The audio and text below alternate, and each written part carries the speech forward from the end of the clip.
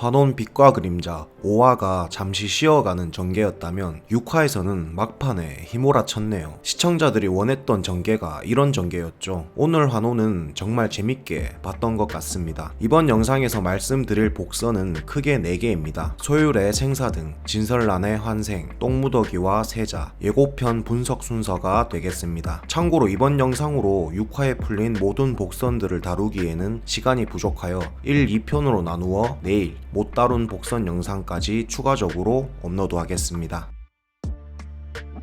오늘 시청자들로 하여금 눈시울을 붉히게 만든 사람이 있었죠. 바로 빌런으로 시작해서 누구보다 순수한 죽음을 맞이한 소희였습니다. 소호성으로 돌아가 몸을 숨기면 됐었는데 소율이 눈에 밟혀 돌아왔다가 죽음을 맞게 되었죠. 소희의 이러한 선택은 결과적으로 소율의 손에 죽을 뻔했던 낙수의 죽음을 막았고 소율의 자결 역시 막았죠. 결과적으로 혈충약을 주지는 못했지만 소율을 살린 소희였습니다. 그리고 그런 소희를 지키기 위한 싸움을 했다가 혈충에게 기력을 빨린 채 생명이 위독해진 소율. 실제로 오늘 나온 예고편에는 소호성에 달린 소율의 생사 등의 불이 꺼졌다 켜지기를 반복했습니다. 생명이 위독하다는 뜻이겠죠. 과연 소율은 살 수 있을까요? 결론적으로 말씀드리자면 저는 소율이 무조건 살 수 있을 거라고 생각합니다. 아니, 소율은 살아야만 하는 사람입니다. 소희의 희생을 개죽음으로 만들 수는 없죠. 소희는 죽기 전 마지막 당부로 이렇게 말했습니다. 부디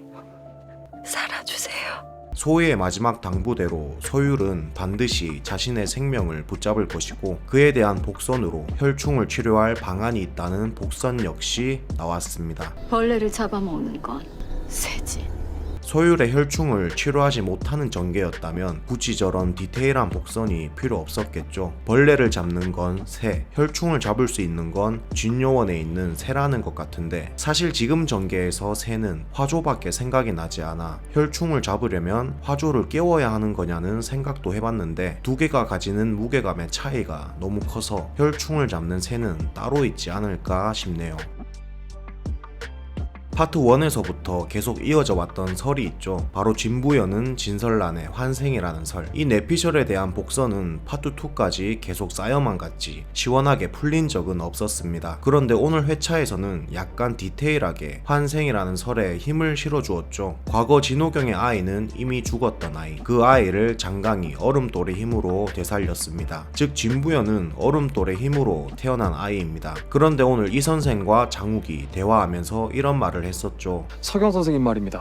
대체 이 얼음돌을 왜 남기신 겁니까? 연인이었던 진설란의 죽음을 막으려고 남긴 것이라 심서에 적어졌지 않느냐. 네, 진설란은 죽었는데 왜 서경 선생은 진설란의 죽음을 막기 위해 얼음돌을 진요원에 남겼다고 심서에 적었을까요? 게다가 이 장면 이후에 박진은 이런 말을 했습니다. 진설란이 환상한 것 같다던 말이 헛말은 아니구나. 오늘 나온 모든 대화가 진설란과 진부연의 관계성에 더 힘을 실어주고 있습니다. 심지어 예고편에서는 더 큰 복선이 나옵니다. 눈 속에 푸른 빛이 꽃처럼 피어 있었거든. 이 멘트와 함께 진부연으로 돌아온 낙수의 눈에 다시 푸른빛이 생깁니다. 눈 속에 푸른빛이 꽃처럼 피어있는 사람. 이 문장 왠지 진설란이 생각나는 문장이죠. 진설란 이름의 뜻은 하얀 눈에 피어나는 푸른 난입니다. 그리고 과거 무더기였을 때처럼 진부연으로 돌아온 낙수의 눈은 겨울철에 내리는 눈은 아니지만 말 그대로 하얀 눈에 푸른 난이 피었습니다. 만약 죽은 아이의 몸에 얼음돌의 힘으로 들어온 혼이 진설란이 맞았다면 서경 선생이 심서에 남긴 진설란의 죽음을 막기 위해 얼음돌을 진요원에 남겼다는 말 역시 이해가 됩니다. 먼 길을 돌아왔지만 자신이 지키고 싶어 했던 단 한 사람, 진설란을 위해 얼음돌을 진요원에 남겨 진설란을 지켜준 거죠. 서경의 이러한 서사는 장욱과도 비슷한 점이 많습니다. 지키고 싶어 했던 단 한 사람을 지키지 못했다는 자책. 허나 낙수는 진부연으로 다시 돌아왔죠. 다시 한번 지킬 수 있는 기회를 얻은 것입니다. 이쯤 되니 이 선생은 이 모든 걸 다 알고서 이런 말을 한 게 아닐까 싶습니다. 왜 진유원에 남겨둔 겁니까? 너 주려고 남겼나 보지. 같은 제왕성끼리. 서경 선생과 같은 제왕성을 타고난 장욱과 과거 진설란의 이름의 뜻처럼 하얀 눈에 푸른 난을 피운 낙수. 이 평행이론 같은 서사의 전개는 확실히 흥미롭네요. 한 가지 걱정이 되는 것은 눈에 푸른빛이 돈다는 것은 실력이 돌아왔다는 뜻인데 이 선생이 이런 말도 했다는 겁니다. 지워진 기억들을 찾은 낙수는 그 몸에서 곧 쫓겨나겠구나. 기억이 하나씩 떠오르기 시작한 낙수. 이제 진부연의 몸과 동기화가 어려운 상황이 올 것 같죠. 실력과 기억을 둘 다 제로로 만들어둔 상태였기에 진부연의 몸에 거부감 없이 깃들었던 낙수인데 실력이 돌아오고 기억이 돌아왔으니 몸과 혼이 맞지 않는 것은 당연합니다. 이러한 전개면 또 한 번 낙수가 폭주하거나 다른 몸을 찾아야 하는 전개인데 부디 파트 1과 달리 파트 2에서는 행복한 결말로 이어졌으면 좋겠네요.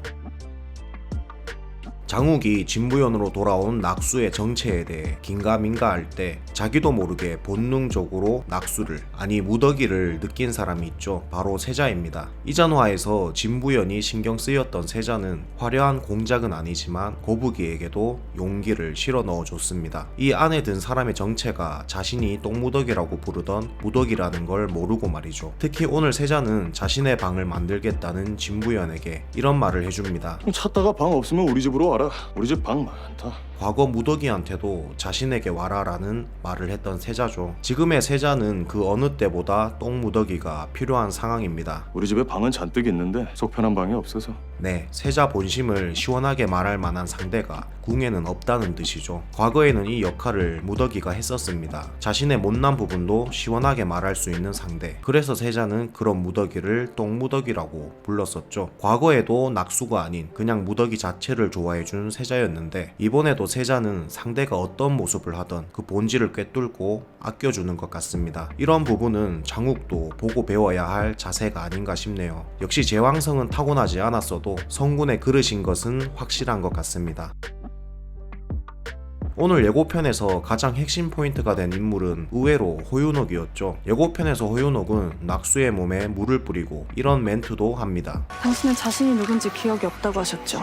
호윤옥이 이런 말을 한 이유가 무엇일까요? 이 모든 일의 시작은 소율이 자신의 마지막을 정리하면서 남긴 편지 때문입니다. 이 편지를 적은 소율은 마지막에 자신의 수기를 불어넣었죠. 이게 편지를 봉인한 것인지 무엇인지는 정확히 모르나 이 편지를 호윤옥이 보게 되는 것 같습니다. 그리고 그 편지에는 진부연으로 살아 돌아온 낙수와 관련한 이야기가 적혀 있겠죠. 호윤옥의 입장에서는 진부연에게서 낙수를 찾는 소율의 편지를 보고는 낙수가 환원하여 아직 살아있는 것인가라는 의심을 할 수 있을 겁니다. 그래서 예고편에서 일부러 가슴 왼쪽에 물을 뿌려 환원인 자국이 있는지 확인하려 했던 것이죠. 허나 환원인 자국이 있어야 하는 가슴팍에는 자국이 없겠죠. 아시다시피 낙수가 진부연의 몸에 들어갔을 때는 가슴팍이 아닌 눈에 푸른빛의 자국이 남았으니까요. 그리고 예고편 마지막에 낙수의 눈은 푸른빛이 돌았습니다. 아마 환원 빛과 그림자 7화에서는 본격적으로 실력이 돌아온 부연이의 몸과 기억이 돌아온 낙수의 혼과 관련된 이야기가 진행되지 않을까 싶네요. 다음 회차 역시 이번 회차처럼 화려한 액션과 빠른 전개를 보여줬으면 좋겠습니다. 오늘 환원 빛과 그림자 6화 리뷰 영상은 여기까지고요. 아직 못 다룬 중요한 복선들이 많이 남아 있습니다. 바로 화조와 거북이의 상징성과 박진의 선택, 왕비와 진초연에 관련된 이야기인데요. 이 이야기는 최대한 빨리 제작해 업로드할 예정이니 오늘 영상이 재밌으셨던 분들 채널 구독을 통해 다음 영상 역시 기다려주세요. 그럼 저는 내일 환원 6화 추가 복선 해석 영상으로 돌아오겠습니다. 항상 감사합니다.